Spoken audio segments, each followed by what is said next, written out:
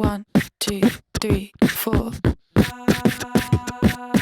1, 2, 3, 4. Have you ever wondered what the superstar effect is? Check this out.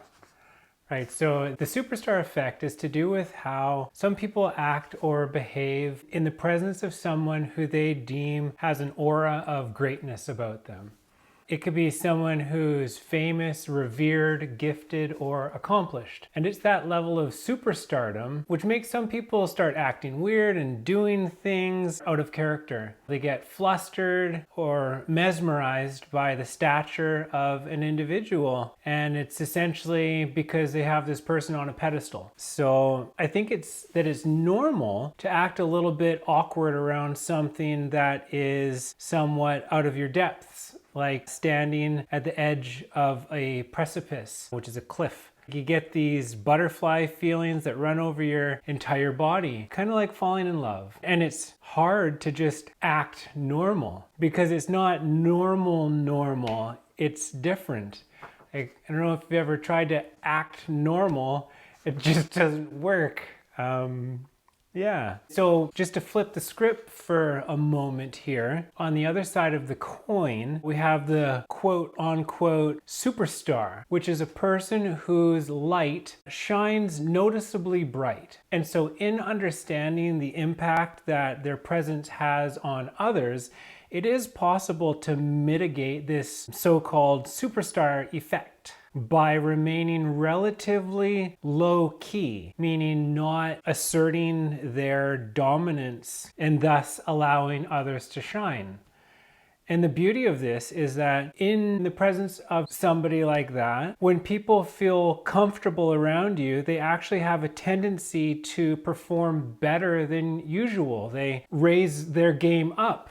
And so the so-called superstar effect becomes something which uplifts instead of intimidates. So there is this saying, if you got it, flaunt it. And it's understandable, there's nothing wrong with being proud of who you are or what you've become. I mean, if you've got it, that's great. All I'm saying is to be careful not to shove it into other people's faces because it can make people jealous.